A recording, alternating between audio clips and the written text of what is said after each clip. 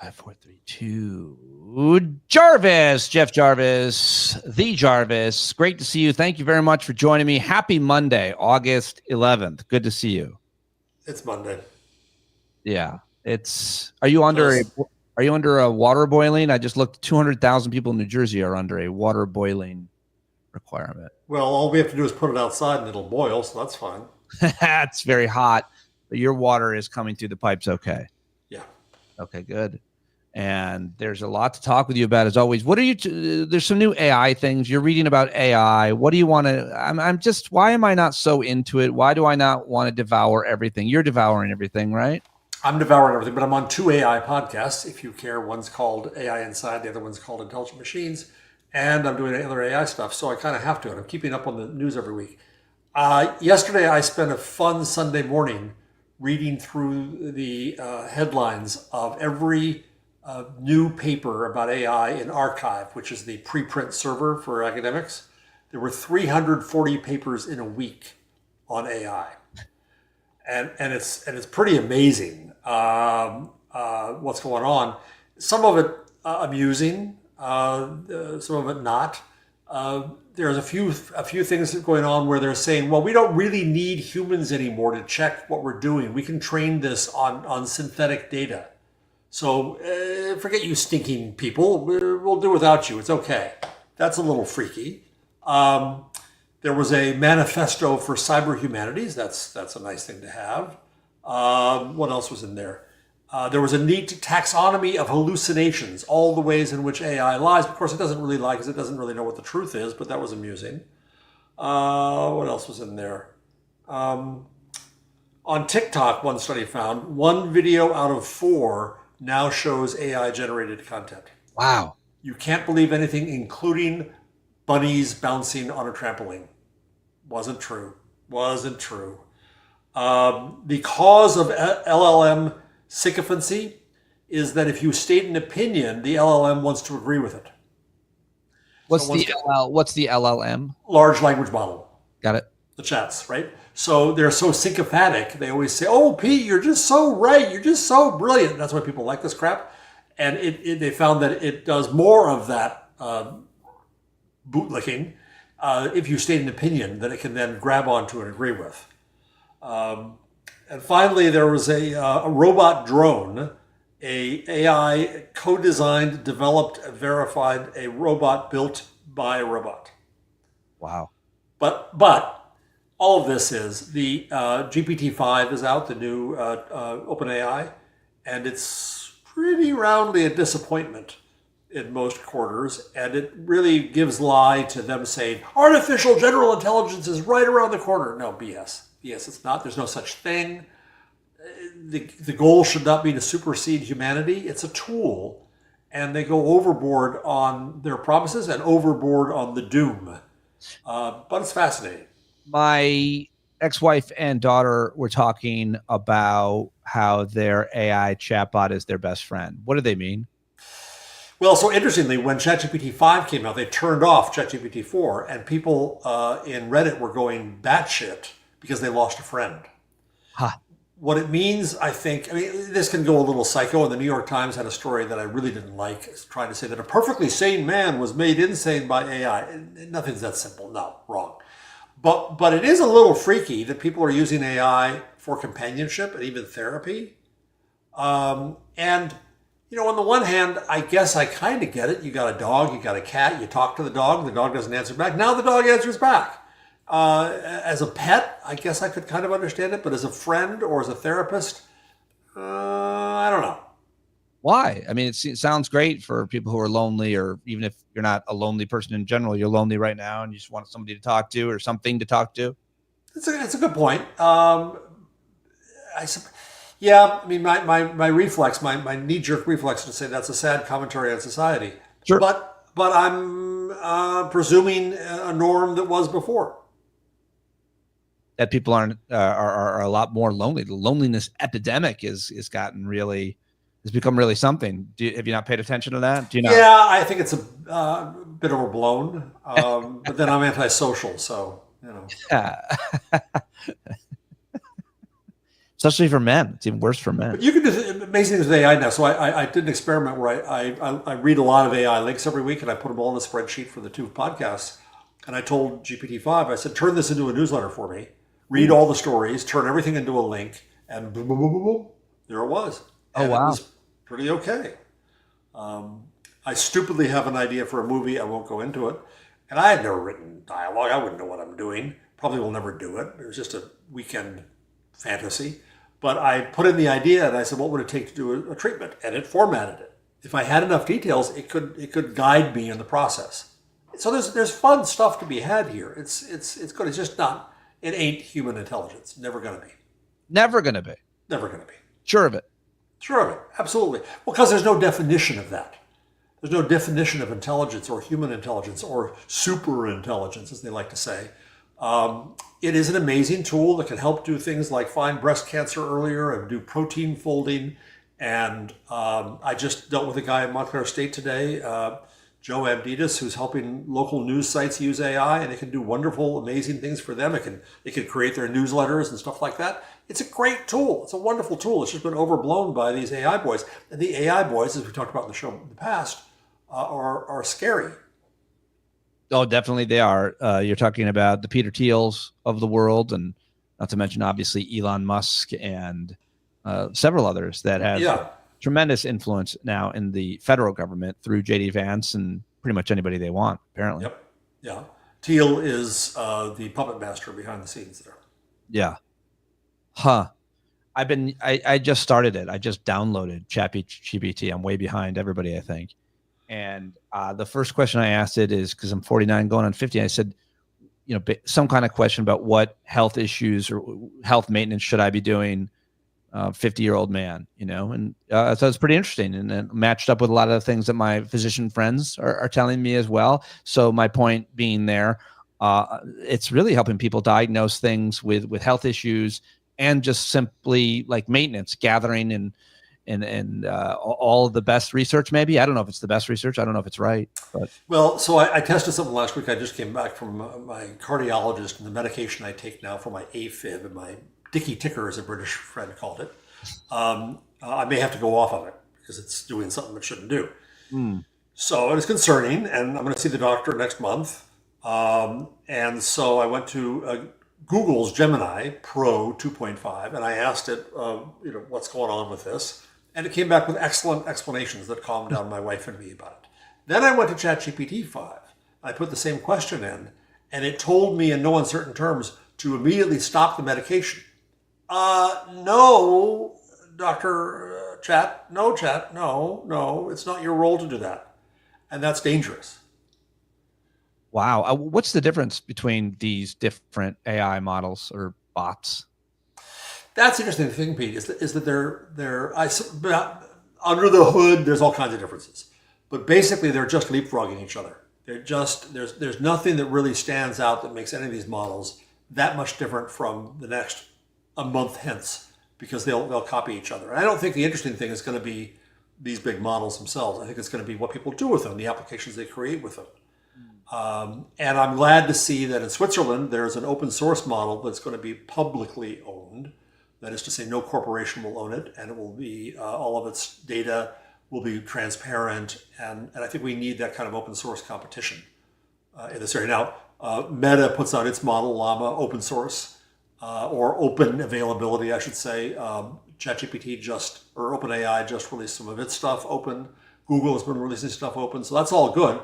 At Stony Brook, where I also help out, they have a librarian now for AI, and he's running a Llama model there, and he can put it against the collection that the university has and do all kinds of interesting things. That's possible at a university because it's open source. So I want to ask you about a million other things, obviously, besides technology, which you, like you said, host 2 podcasts, co-host podcasts, and read and write about all the time. And just get this out of the way. You and I were brought together by the Howard Stern Show, where I first discovered you when you were calling in. Howard loves and respects you and your opinions on things. Always have. News that it's SiriusXM is canceling the show. Do you believe it? You heard anything? No. I think it's all negotiation. I think that Howard's contract is, I guess, about up. And I think he's always been torn He wants to go and whatever his hobby is now, painting. It's not chess anymore. It's not painting. It's now guitar. He wants to go and do that. He can live his very nice life with his very nice wife and all their cats, but then he's torn always and wants to keep going, wants to be the king of all media. So we saw this before. When Colbert got canceled, which I think we both agree is a horrendous sin, I thought back, and at the end of Howard's first contract at Sirius, I got a call from Don Buchwald, the legendary now late agent or manager of Howard's, and they wanted to look into what it would mean if he shifted from Sirius to YouTube. So I put Buchwald in contact with the guy who was then in charge of all entertainment relationships at YouTube. And finally, Don came back, and I had talked it through with YouTube, and I said, what an opportunity. I went to Eric Schmidt first. He put me in touch with the guy at YouTube. Huh. They were all saying, what an opportunity this is. I said, Howard Stern could be the king of the internet. This is amazing. They said, yes, this is amazing. We want this, yada, yada. And Don was looking into it, I'm sure also for negotiation purposes, to say, well, we got another deal over here, YouTube. Yeah. But he finally came back, and basically the YouTube guy goes to them. What a fool. What a damned fool. And imagine how things might have been different if Howard had then gone to the internet. He would have been.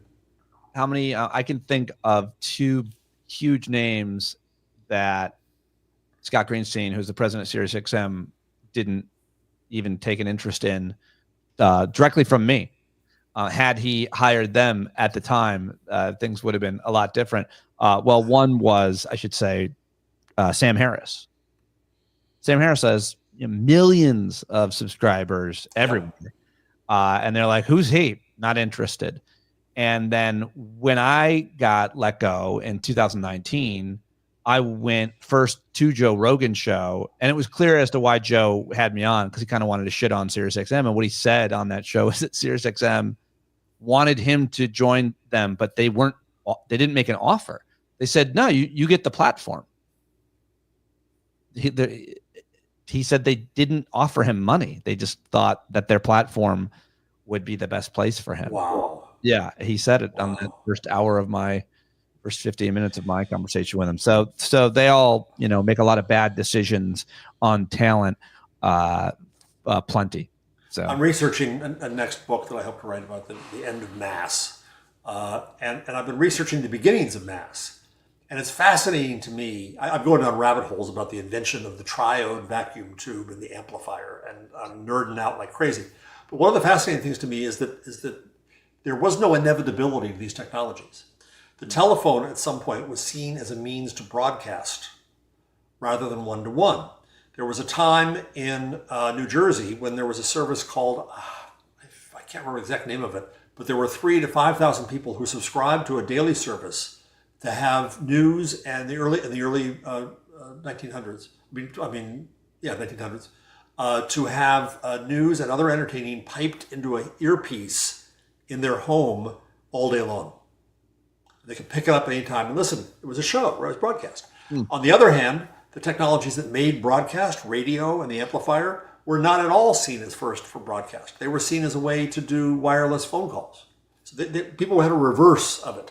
They thought that the phone was broadcasting, and broadcasting radio was telephony and telegraphy.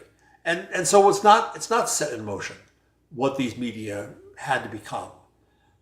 Interestingly, it was the U.S. Navy that pushed, sorry, I'm nerding out here, but the U.S. Navy is the one that pushed the creation of RCA, Radio Corporation of America, as a patent trust, because they wanted to control the airwaves. And so it was the military-industrial complex that made broadcasting. And the internet. Yeah, eventually. What do you make of the Colbert cancellation and where it's gotten? It's gone exactly as I thought it would. Stephen, every night, hitting harder and harder, more and more people watching him do that as a result. The Streisand effect is in effect. Don't look over here. We're canceling that. Well, now we're all watching Colbert, and he's doing what everybody who knows him knew he would do, hit back as hard as he can until maybe the contract is up in May. The merger has gone through. We don't talk nearly enough about how shitty these mergers are for everybody, consolidating media over and over and over. What are your thoughts at this point on that news about Colbert? Also, the South Park guys hitting really hard. They're under the same merger. What do you think?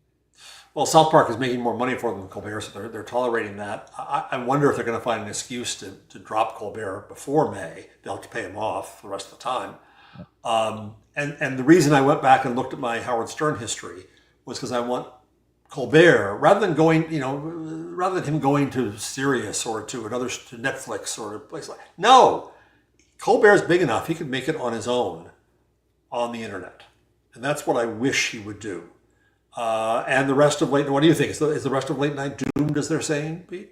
I think so. Yeah. Yeah, I think so. I mean, one of the things I just think is interesting is that the monologue, I still like watching those monologues. I love that there's these great writers that work on them, but I mean, you can get all those jokes. Like if something happens, like looking at today's news, Trump's press conference about DC, all the jokes that are made about any event get made all day, all the way up till 11:30. And then they're not as fresh. And it's just the idea that you wait till 11:30 to watch something or watch it the next day.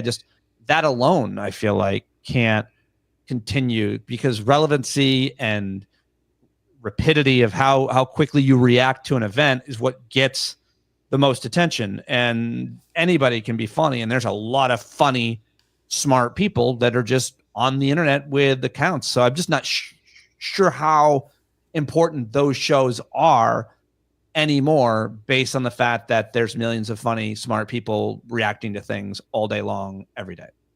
So as a comic, I'm curious, what did you think of Taylor Tomlinson's decision to drop her post Stephen show on CBS just to go back to stand-up comedy? I didn't reveal that it was her decision. I didn't know it was her decision to do that. I'm told it was. Huh. In fact, what I read recently was that was the first nail in the coffin of Colbert, of them giving up on late night. Now, that's all a bit of BS, because what they were doing was trying to please Trump. And there's no reason, if they were stuck with the contract till May, there was no reason they'd do this now except to please Trump and the new owners.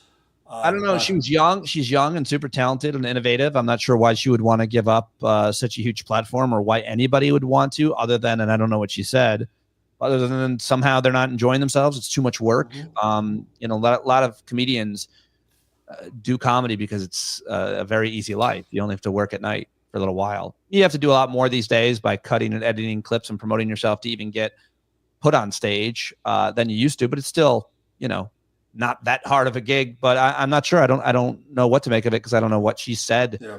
If it was up to her. Why? What did you have a reaction to it? Well, I think she's really, really talented. Yeah. Oh, yeah. And she's made for TikTok and Facebook. Yeah. The quick clips, and her interaction with the audience is always fresh and always different. Yep. You're not getting the same jokes all the time. Yeah, I can see it. I don't know if I'd want to travel like that, but she's young and I'm not. Lots more to talk with you about, more important issues that I wanted to get your take on and so on. Obviously, I just read that, I don't know if I believe this or buy it, but there's like polling out that says that the Epstein scandal has not hurt Donald Trump at all. That's hard to believe. I'll believe anything these days about this guy getting away with stuff, but we've been talking about this now in its new-ish phase for about a month, I feel like. And I don't know if it's hurt him, or even if that matters. That was our question first. Total dud. CNN Harry Enton reveals Epstein's story didn't hurt Trump at all. Do you believe it? No, absolutely not. I think what's happening is our big old media that I scream and yell about every time I'm on with you is choosing to be bored with it. It's choosing to move on, and is not keeping it front and center. I mean, the Times had a headline today about the deal, so-called, for NVIDIA to give the government 15% of its exports to China is unheard of, period. Unheard of by Republican, air quotes. It is fascism. It is the merger of industry and government. And the Times headline on the top of its page today started, "In an unusual move, Jesus."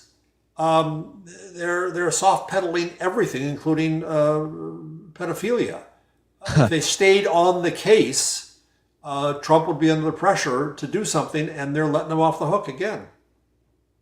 NVIDIA makes chips. The headline is Trump says NVIDIA will hand the U.S. 15% of H20 chip sales to China. The federal government is telling privately or a publicly owned company to give them a cut of their sales for what? Yes, yes. So it's like the reverse tariff. The tariff is Trump's tax on all of us. Now he's taxing companies to do business outside because it's AI technology. They needed a license to sell these lesser chips than their most powerful chips to China, and Trump approved, but he approved after blackmailing them. So NVIDIA and AMD now have to pay 15% of that business. And where is this money going? Where is the Columbia money going? I've seen no coverage, virtually no coverage. I think I've seen one headline about what's happening to this money. And what is it enabling? It's enabling tax cuts for his buddies. I mean, it's fungible, I suppose. It was what did you said? Where's the Columbia money going? You mean these whatever $200 million from Columbia University? Yep, $50 million from Brown, and on and on and on. Yeah, that's a good question. Where does the revenue go? Where does the money go? Right. It's a very important. And once again, it's a tax. It's a tax on institutions, the way that the tariffs are a tax on consumers. Right. Wow, I did not know that NVIDIA story, but that is straight up fashion. Like I guess I didn't. It is. It was Mussolini's definition of fascism was the merger of government and industry. I guess I always think of fascism as like the government is telling private industry what to do, and they're kind of ordering them and working for them. But I just didn't think of the kind of obvious, and I'm not a student enough of history, perhaps, or maybe it's new, tactic of, unsurprisingly, mafia tactic of extortion. You know, it'd be a shame if your chip company couldn't sell their chips anymore. So give us 15%. 15%. Jesus. Yeah. Yeah. I don't know what the profit margin was on it. I'm sure it's higher, but still. And the NVIDIA, let me just look at NVIDIA stock. The market is the other thing that's amazing me, because the economy wants to be just steaming along. And so they keep on ignoring these things that are happening, and NVIDIA stock is down 0.5% today. No big. And it would seem I'm seeing this reporting from a lot of economic reporters that so far the tariffs. You know, the New York Times had the episode on it this morning, talking to CEOs. They were talking to Andrew Ross Sorkin, saying that it hasn't really created a tremendous amount of disruption yet. But the prices haven't hit the store shelves yet, and it's going to. Your Starbucks coffee is going to be $7. Your orange juice is going to be a lot more expensive. Your strawberries are going to be more expensive. Car parts are going to be really, really expensive.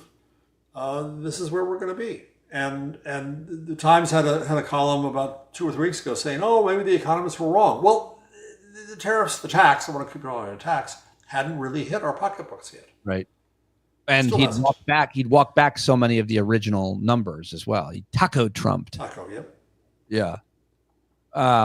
It's crazy. The other kind of theme I've been seeing coming out, and I sadly I don't think I can disagree with this, is that there's not enough revulsion. There's not enough protest. There's not enough revolution. It's just kind of happening, and we're just letting it happen in every city in the country, in every state in the country. We're outraged. We're scared. We're upset.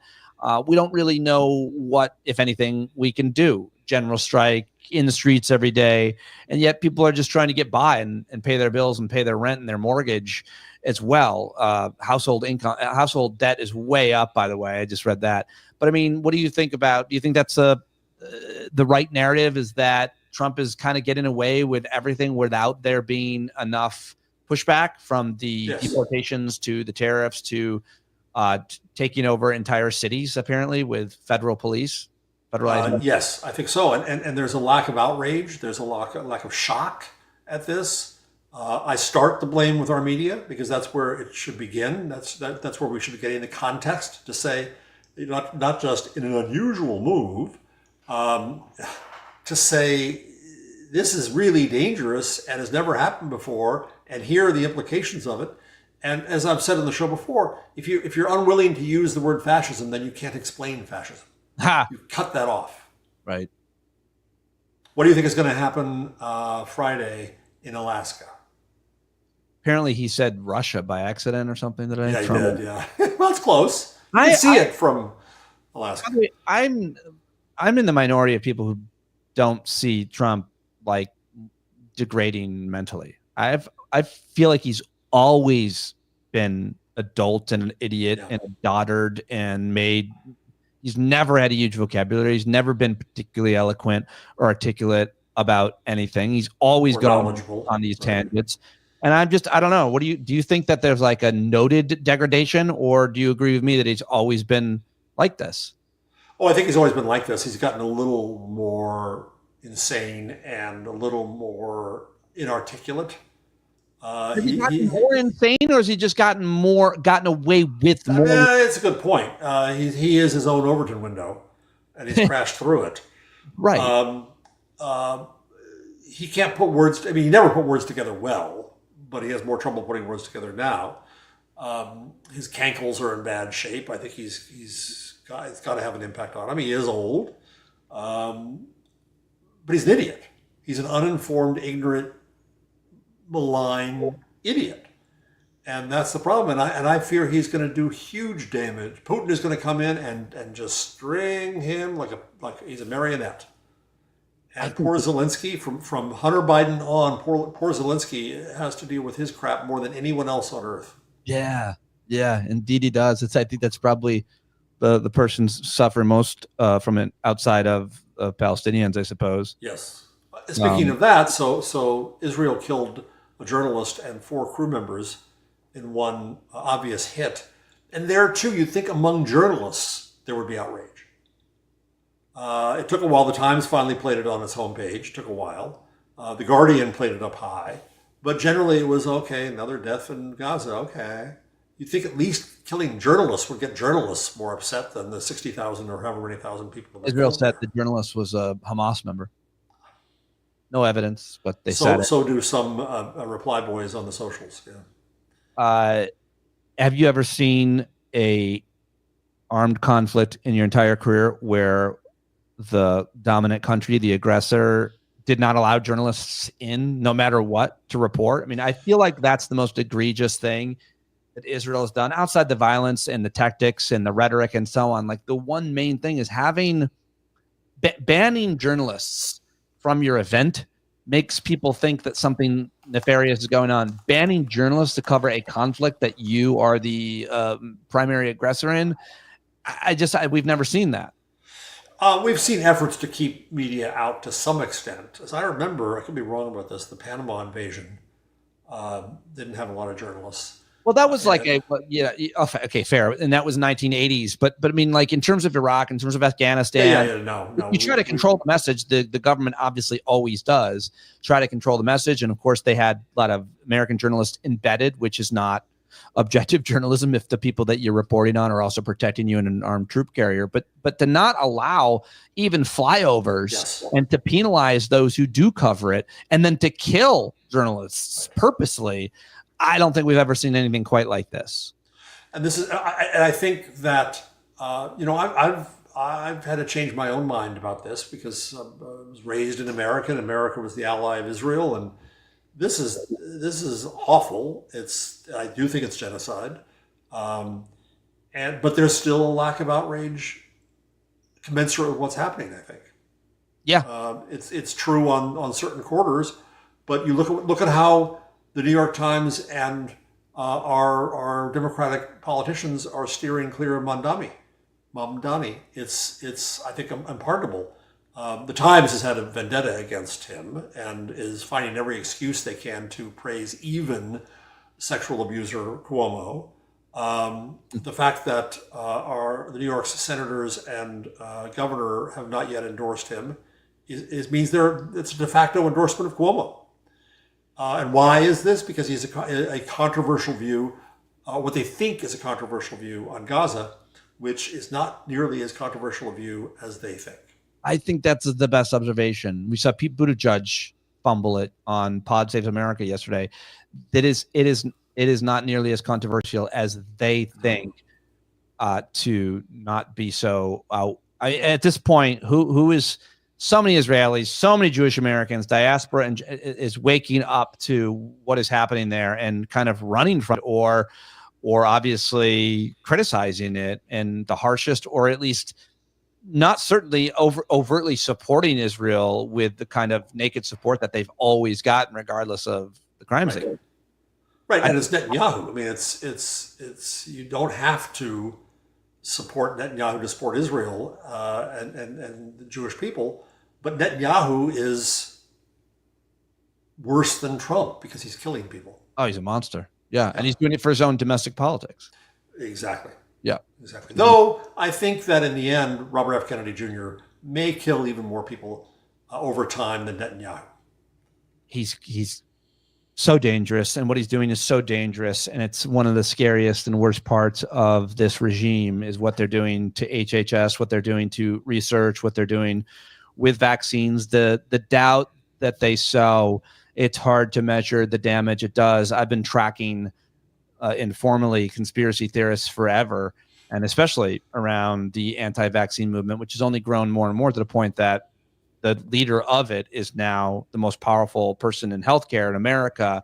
What do you think of his latest moves ending the RNA, which is a miracle technology? It's a miracle technology, and I've had cancer twice in my life, and minor cancer light, prostate and thyroid, but it matters to all of us, and to cut off research, to decide for ignorance, to decide not to look into things that could save lives is unpardonable.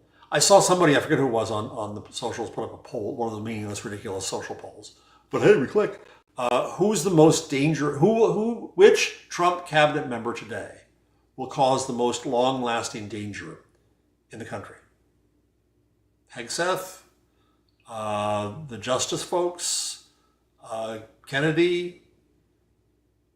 It's got to be the people in charge of research and health, because the other things can be changed almost overnight, even if they're institutionally done, whether it be the Pentagon or even the Supreme Court. But when you cut research that's in motion, that's been funded, you can't get back a lot of that. And you also can't get back a lot of the scientists. I mean, I think we're seeing a bit of a brain drain, if not a huge brain drain in America, where researchers and scientists that normally funded their work are leaving for other countries, including China, who has the money. And I mean, so I would say the answer to that has got to be RFK and all the rest of the people at HHS. Dr. Oz, fucking douchebag. And once again, the New York Times is doing puff pieces on some of these people. Dr. Oz not too long ago. It's just stop. Yeah, I'm glad you're on top of them and criticizing them all the time. And it's very, very important. I was going to say, one of the most dangerous people, worst people, is Kristi Noem, because she's in charge of DHS, which is obviously overseeing these horrific deportations, family separations, and so on. And I like to think that's why the South Park boys picked on her. But I think it's RFK. Yeah, I think it's just you don't see, like, it's one. You see videos of families being separated, of people that are selling fruit on the side of the road being, knocked down and beaten and kidnapped. And those are visceral and they're horrifying. You don't see research being cut. You don't see diseases stop being researched. You don't see cures ending. You can't see that. You can experience it, you can hear about it, but you just don't get that kind of reaction. Really important. Yeah, I think you're right. And they like to frame abortion in that light. You're cutting off some part of the future. Well, when you're killing people in the future because you could have cured them, you could have treated them, and you didn't, you're committing the same sin. The IVF lie, how about that? Or broken promise? He said it was going to cover it for everybody, but then they're not going to do that. And there's no outrage about that we can hear. Yeah, apparently not.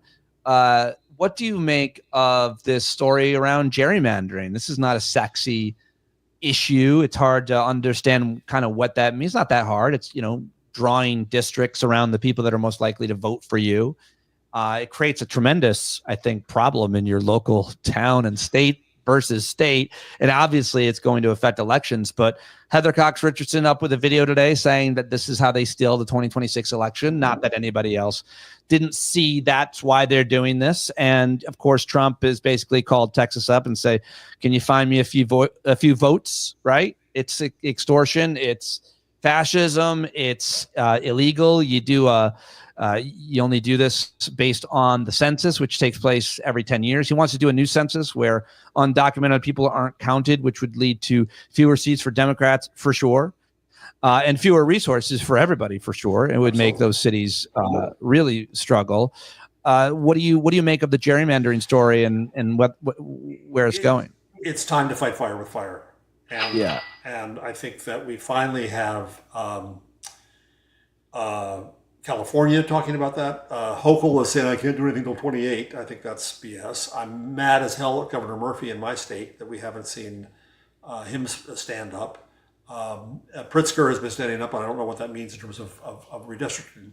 We've got to fight fire with fire. The Democrat. This is the time to step up. If they don't, the high dissatisfaction with the Democratic Party, this is the reason, because they're not fighting. That's yeah. I didn't know about that about Hochul. I thought she was ready to go. No, there's a kind of organization, commission of some sort that deals with this, and she thinks she can't change it in time. But then 2028 is too late.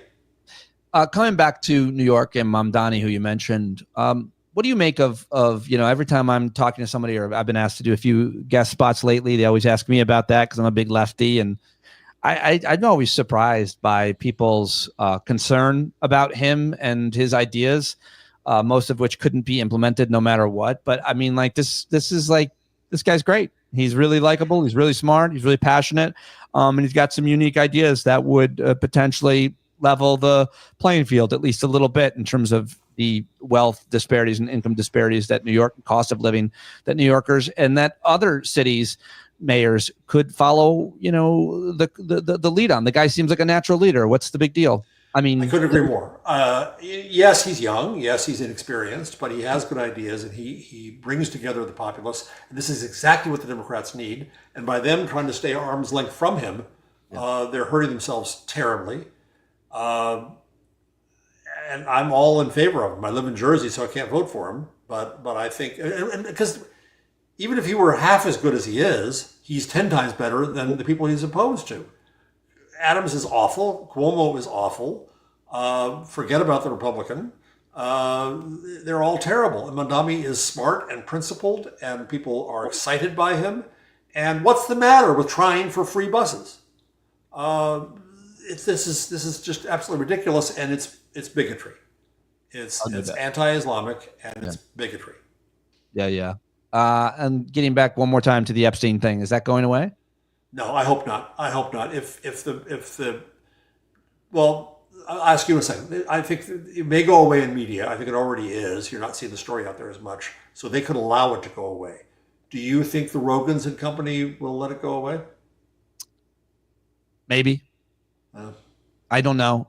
I'm always so angry when Republicans talk about child welfare and act as if that's something that they care more about than liberal Democrats.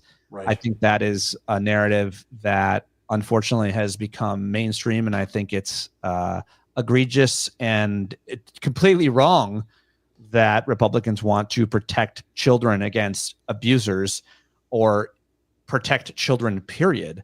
They cut policies that support children. They refuse to pass policies that would make the lives of children infinitely better in terms of health and education.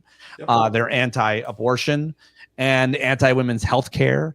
And this idea that they want to protect children from sexual abuse when you're far more likely to be abused by a man of the cloth than many other. It's just preposterous to me. Yeah. But if they do really feel that, that's an issue, then they have a choice to make. They either follow the guy who has protected pedophiles, or they admit liberals were right.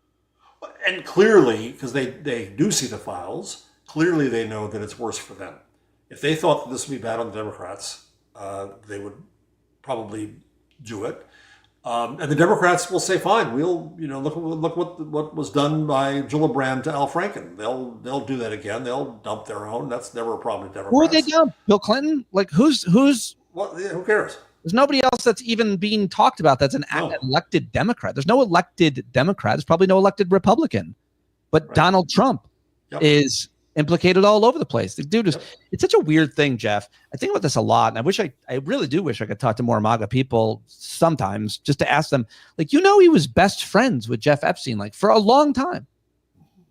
Does that not bother you? He's also all this other evidence of him being such a creep. Like, does that not? And, I know they'll say no, but it is interesting to question. Like, this dude was his best friend. It's such a weird disconnect that they can't seem to. There's no judgment left. None.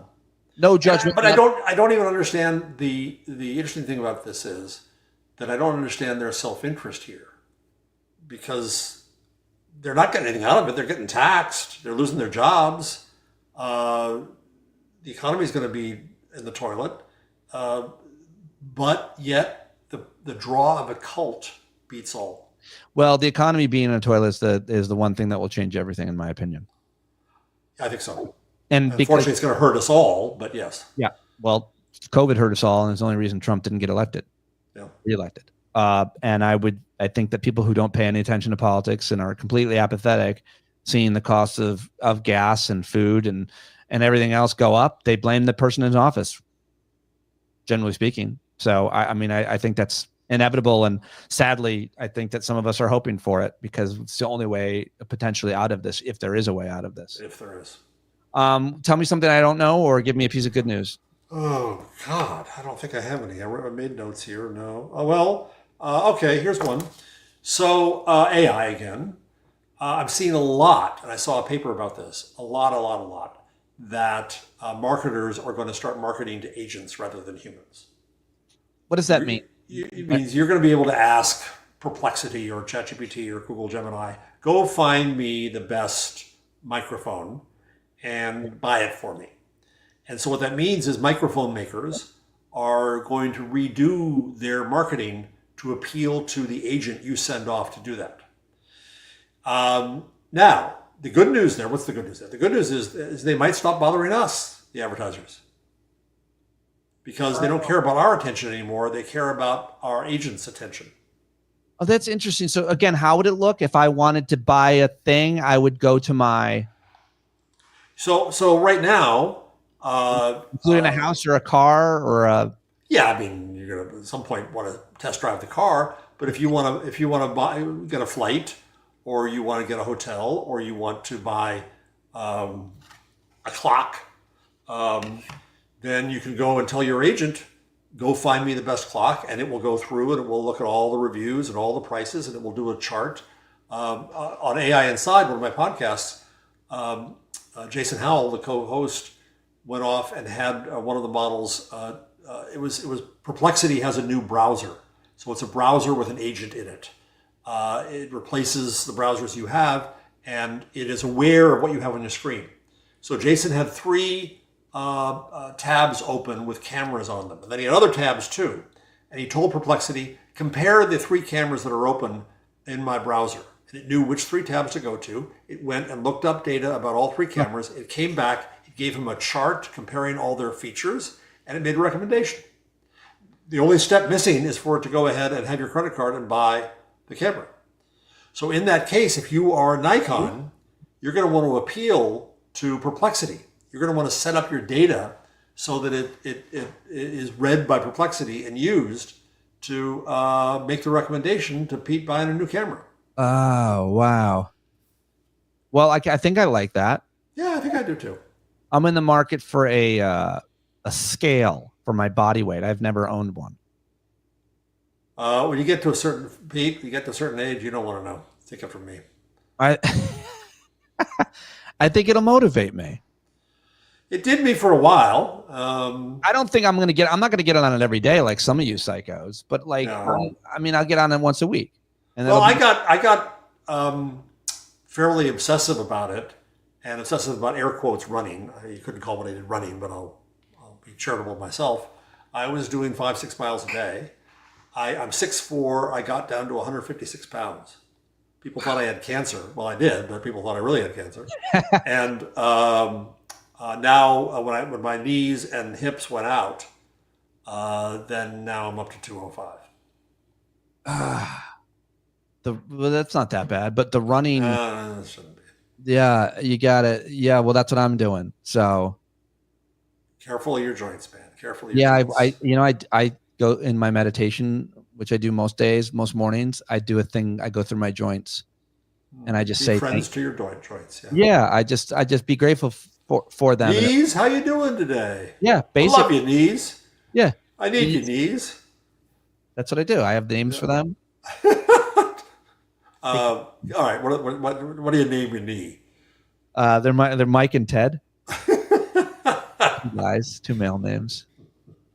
I don't know. I just made that up. I gotta come up with something better than that. Giovanni and Giuseppe. They're Sicilian. That's nice. Yeah.